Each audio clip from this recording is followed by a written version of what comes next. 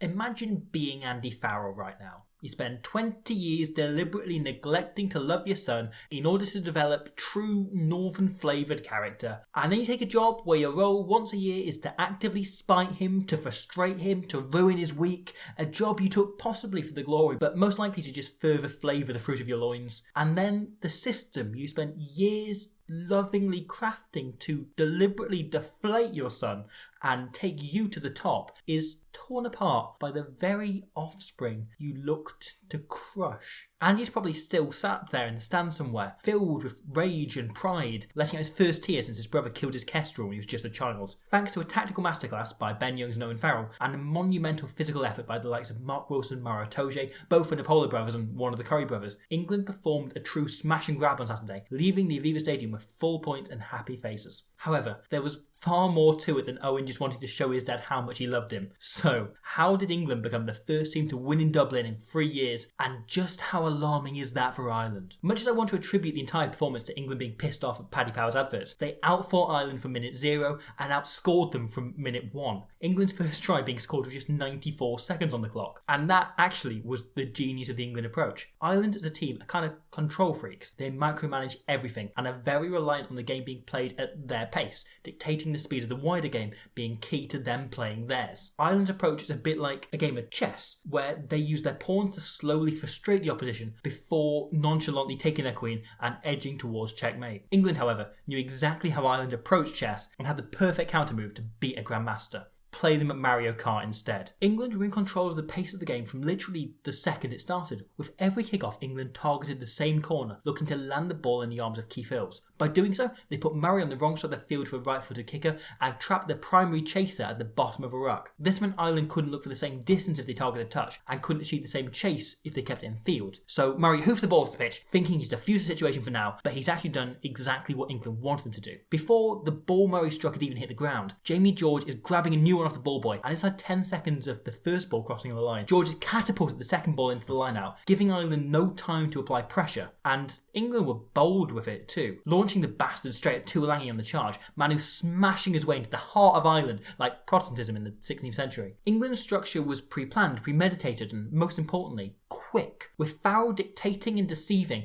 as he began to rip into his dad's handiwork. And then he just let rip. You won't see a better, more audacious pass until World Rugby lets Finn Russell play a test match on coke. Noticing Earls is drifting inwards, Farrell deliberately fires it flat to tempt him out, to encourage him to leave his position, thinking he'll be able to kill the attack, either by nabbing an intercept or taking man and ball. Farrell tried the same play last year and Earls fell for it then, and seeing as Keith Earls looks like he still wets the bed, Farrell assumed he hadn't learned from the mistake and tries it again. And of course, Earls takes the bait, showing his opposite man the outside, and of course, Johnny May is sliding in the corner before he can say freedom for the Democratic People's Republic of North Korea. With about 5 minutes on the clock, however, Ireland settled into the game, identifying how Eddie's army were playing, and they began to demand England play at their pace instead, getting the chessboard set up before England could click on Moo Meadows and start another race. They started to regain control, fighting their way back into the game and quietening England for a fair spell of that first half, with Keane Healy's try being a perfect example of their trademark tiptoe pace and steel toe cap pressure. However, perhaps the key influence for England was just returning to the pitch as this happened. Whilst this may sound contradictory, in order to slow things down, Ireland need to be able to generate quick ball. It doesn't work if they're slow because the opposition makes them slow. It needs to be their call, their decision to snail it out. As such, every notable loss under Joe Schmidt has one thing in common. The opposition dictated how quickly Ireland could play the ball and hence took away their ability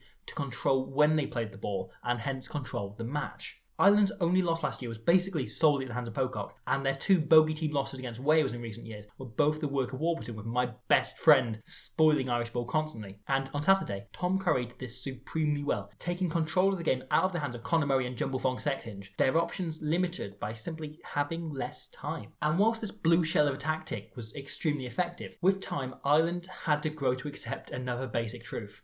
England were also better at chess. As I outlined in the autumn, Ireland's defence and kicking game are deeply interwoven, which usually means when one works, the other prospers, but on Saturday it meant when one faltered, the other imploded. To recap, Ireland play with more players than usual in the main defensive line, which allows them to stop attacks dead, but is a huge risk because it means they may leave themselves exposed for kicks behind. This is normally negated by the presence of Rob Kearney, because even though I'd think twice about letting him near a blender, he's exemplary at covering the backfield. However, on Saturday, Ireland selected Robbie Henshaw at 15, a hobbyist fullback. Henshaw hasn't started in the position since he left Connaught in 2016, and his only previous game there for Ireland was his debut against the USA in 2013. When the selection was made, I was fascinated. Schmidt clearly had some kind of grand master plan that would revolutionise backplay forever, and I couldn't wait to work out what it was. And having watched the results, I still can't work out what it was. Sure, Henshaw found an impressive means of not carrying the ball back over his own try line, but, so did Johan Uge. Henshaw's problem was twofold. One, Henshaw simply can't anticipate kicks like Carney, only covering space once ball hit boot, not before, when he was simply too late to get into position. And two, he isn't used to marshalling the backfield, leading to problems in communication across Irish ranks. And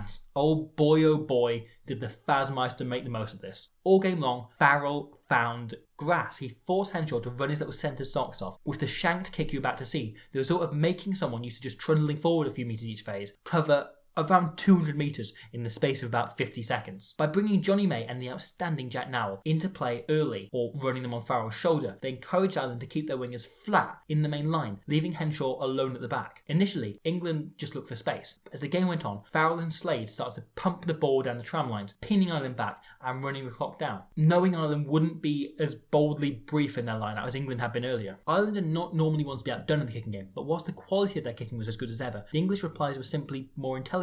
This frustrated Ireland further. Chess pieces thrown out the pram, it became all the easier for England to just nail gun the baby sleeping in that stroller. It felt to me all last year that Ireland had this game in them, the game where everything fell apart when the pressure was on. Their game plan was very much out in the open, and I knew it would only take one tactical slipper by Schmidt and perhaps a coach who was able enough to find a counter to exploit them. But I didn't think it would happen so soon, because, truth be told, I thought it would happen in the World Cup quarter-final as usual, but there we go. Though this then begs a question. Was getting that game out the way ultimately a good thing for Ireland? Not necessarily in the way that losing to South Africa showed New Zealand their own weaknesses so that they could spend November learning to fix them, but because this hurt. This hurt almost as much as Owen Farrell's childhood. This hurt a lot. So watch out everyone else, because Ireland won't forget that hurt anytime soon, and it'll be even longer before they let someone inflict it upon them again. That is round one of the Six Nations done, completo, finito, etc. There's 4 more rounds to go, so we're going to have plenty more content coming up then. So if you do want to stick to the channel, feel free to. I'm going to be covering that in detail. If you don't want to, that's completely up to you, and I don't think any less of you. I won't judge you at all, Israel. That's completely you. You go and live your own life. Otherwise, thank you to everyone that supports the channel on Patreon. It means I can continue doing this in the way that I have. Thank you very much.